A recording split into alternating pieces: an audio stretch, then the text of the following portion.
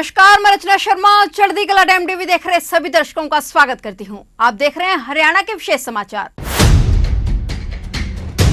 केंद्र व हरियाणा में डबल इंजन की सरकार द्वारा निरंतर किए जा रहे विकास कार्यों की सफलता में एक और आयाम जुड़ गया, जब हरियाणा में 100% रेलवे विद्युतीकरण का कार्य सफलतापूर्वक पूरा हो गया। इस उपलब्धि के लिए प्रधानमंत्री नरेंद्र मोदी ने हरियाणा की तारीफ करते हुए कहा कि रेलवे इलेक्ट्रिफिकेशन होने के विकास के कई नए अवसर उपलब्ध होंगे। केंद्रीय रेल मंत्री अश्विनी वैष्णव ने ट्वीट कर हरियाणा में रेलवे इलेक्ट्रिफिकेशन का 100% कार्य पूरा होने की जानकारी दी। इस पर मुख्यमंत्री मनोहर लाल ने हरियाणा में 100% रेलवे विद्युतीकरण का कार्य सफलतापूर्वक पूरा होने की उपलब्धि के लिए प्रधानमंत्री नरेंद्र मोदी और केंद्रीय रेल मंत्री का हरियाणा वासियों की ओर से धन्यवाद किया। मुख्यमंत्री ने कहा कि प्रधानमंत्री नरेंद्र मोदी के नेतृत्व और प्रेरणा से हरियाणा राज्य लगातार विकास के पथ पर आगे बढ़ रहा है। उन्होंने कहा कि राज्य में 100% रेलवे इलेक्ट्रिफिकेशन से नागरिकों को बहुत लाभ होगा, साथ ही पर्यावरण के लिए भी यह कदम अहम साबित होगा। मुख्यमंत्री मनोहर लाल ने हरियाणा की रेल लाइन का इलेक्ट्रिफिकेशन होने पर खुशी जताई। इस दौरान मुख्यमंत्री ने प्रधानमंत्री नरेंद्र मोदी और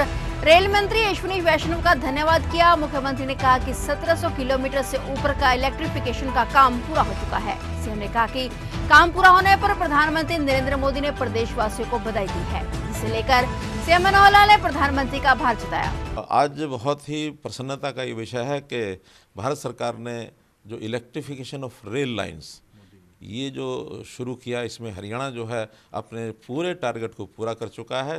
1700 किलोमीटर से ऊपर रेल लाइंस का इलेक्ट्रिफिकेशन हो गया है। और इसमें जैसे ही रेलवे की ओर से ये समाचार मिला, प्रधानमंत्री जी ने स्वयं होकर के ट्वीट किया है, हमने उसको रीट्वीट किया है और एक अच्छी उपलब्धि हरियाणा के खाते में गई है। इसके लिए मैं हरियाणा के रेलवे अधिकारियों को, पावर उनका जो इलेक्ट्रिफिकेशन डिपार्टमेंट है, उनको बहुत बहुत बधाई और शुभकामनाएं देता हूँ। मुख्यमंत्री मनोहर लाल के निवास स्थान चंडीगढ़ स्थित संत कबीर कुटीर पर विश्व बॉक्सिंग चैंपियनशिप विजेता सीएम मनोहर लाल से मिलने पहुंची। हाल ही में हुई विश्व बॉक्सिंग चैंपियनशिप में गोल्ड मेडल जीतने वाली बॉक्सर नीतू घनघस और स्वीटी बुरा ने मुख्यमंत्री से मुलाकात की। इस दौरान मुख्यमंत्री मनोहर लाल ने विश्व बॉक्सिंग चैंपियनशिप विजेता को हरियाणा उत्कृष्ट खिलाड़ी सेवा नियम के अंतर्गत ग्रुप बी की नौकरी का ऑफर लेटर और 40 लाख कैश रिवॉर्ड प्रदान किया। बता दें कि पहली बार नॉन ओलंपिक भार वर्ग कैटेगरी के विजेताओं को सम्मानित किया गया है। इस दौरान मुख्यमंत्री ने दोनों खिलाड़ियों के उज्जवल भविष्य की कामना भी की। सीएम ने कहा कि हमारे खिलाड़ी देश दुनिया में लगातार हरियाणा का नाम चमका रहे हैं। वहीं दोनों खिलाड़ियों ने हरियाणा सरकार की खेल नीति की तारीफ भी की। उन्होंने कहा कि मुख्यमंत्री मनोहर लाल के नेतृत्व में बनी हरियाणा सरकार की नीतियों से खिलाड़ियों को प्रोत्साहन मिलता है। इस पर मुख्यमंत्री ने कहा कि यह हर हरियाणा वासी के लिए गर्व की बात है कि विगत कई वर्षों से हरियाणा की बेटियों ने खेलों में न केवल हरियाणा का बल्कि भारत का नाम रोशन किया है। हरियाणा सरकार भी खिलाड़ियों को विश्व स्तरीय खेल सुविधाएं उपलब्ध करवाने के साथ साथ खिलाड़ियों का भविष्य सुनिश्चित करने के लिए हरियाणा उत्कृष्ट खिलाड़ी सेवा नियमों के तहत नौकरी प्रदान कर रही है। मित्रों, हमारे लिए बड़ी गर्व की बात है कि खेलों में हरियाणा देश में आगे है, दुनिया में भी आगे है और हर खेल में हमारी जो भागीदारी है वो पर्याप्त संख्या में होती है। और ख़ास करके जब जीत करके आते हैं, विनर मेडल लेकर के आते हैं, तो उसमें भी कहीं 35%, कहीं 40%, कहीं 50% भागीदारी रहती है। आज मुझे खुशी है कि बॉक्सिंग के ये जो टूर्नामेंट हुए हैं उसमें हमारी दो बेटियां नीतू घनघस और स्वीटी बुरा दोनों ही अपने अपने वेट कैटेगरी में और ये जीत करके आई हैं। इन्होंने पहला स्थान प्राप्त किया है। मैं इन दोनों को भी बधाई देता हूँ, इनके परिवार के लोगों को भी बधाई देता हूँ, जिन्होंने भी इनके इस लेवल को यहाँ तक लाने में सहयोग किया है।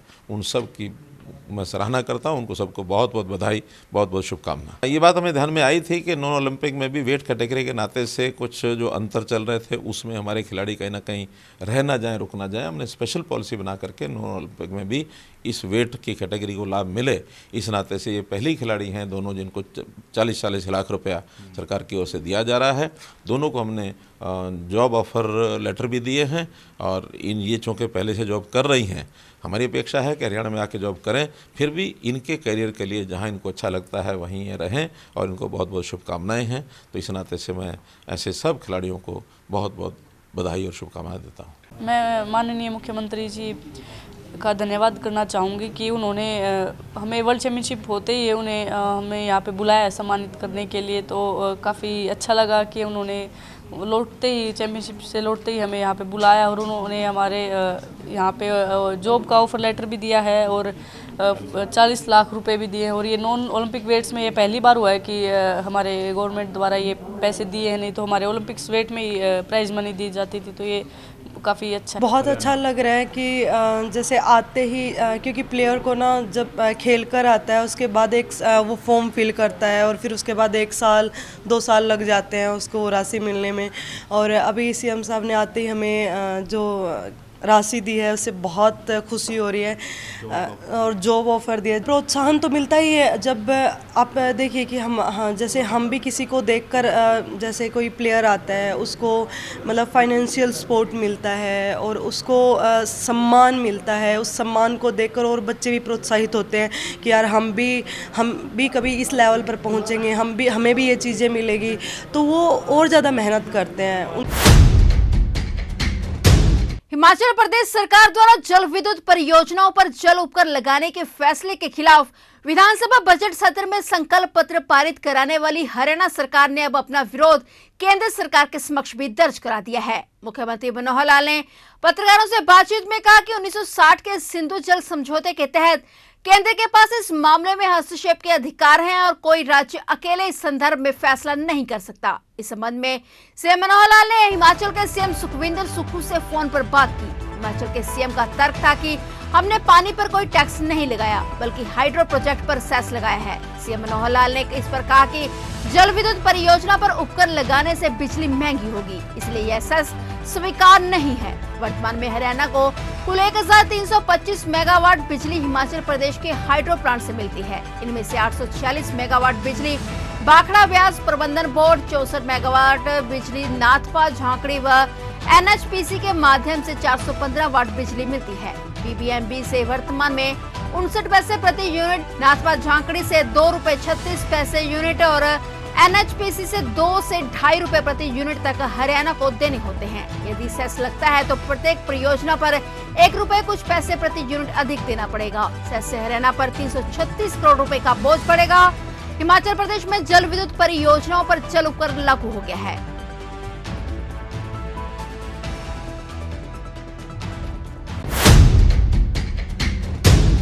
प्रदेश में 1 अप्रैल से 60 साल के बुजुर्गों का बस किराया आधा हो जाएगा। मुख्यमंत्री मनोहर लाल द्वारा बजट में की गई घोषणा के आधार पर परिवहन विभाग ने इस संबंध में अधिसूचना जारी कर दी है। सरकार की अन्य योजनाओं की तर्ज पर इस योजना का लाभ भी परिवार पहचान पत्र में दी गई जानकारी के आधार पर मिलेगा। हरियाणा में पहले 65 वर्ष के बुजुर्गों को 50% तक बस किराया माफ था और इसके लिए संबंधित व्यक्ति को आधार कार्ड दिखाने से यह सुविधा मिलती थी। इस बार बजट में मुख्यमंत्री ने इस सुविधा के लिए आयु सीमा को कम करके 60 साल तक किया है और यह सुविधा 60 साल के उन्हीं बुजुर्गों को मिलेगी जो हरियाणा के स्थायी नागरिक हैं। यह सुविधा केवल हरियाणा राज्य परिवहन के बसों में ही मान्य होगी।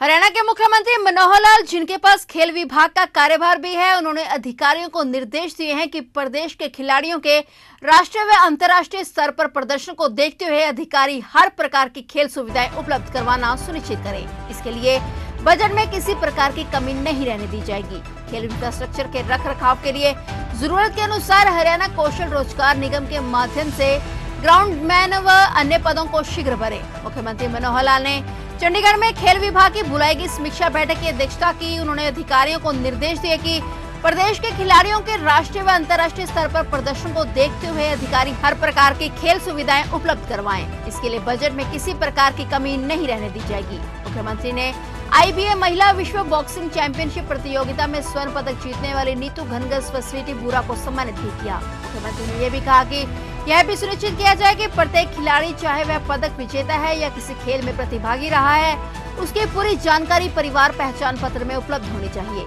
कई योजनाओं का लाभ देने के लिए यह डाटा काफी कारगर है। उन्होंने कहा कि ग्रामीण पृष्ठभूमि के प्रारंभिक खेल जैसे कि कुश्ती, कबड्डी के लिए खेल प्रतिभाओं को तराशने वाले खिलाड़ियों, संचालकों को भी सम्मानित करने की कोई योजना बनाई जाए। उन्होंने कहा कि वित्त मंत्री के रूप में उन्होंने अपने बजट अभिभाषण में कुश्ती जगत में अखाड़ा संचालन में हरियाणा का नाम रोशन करने वाले मास्टर चंदगी राम के नाम से खिलाड़ियों के लिए sports person insurance benefit scheme की घोषणा भी की है।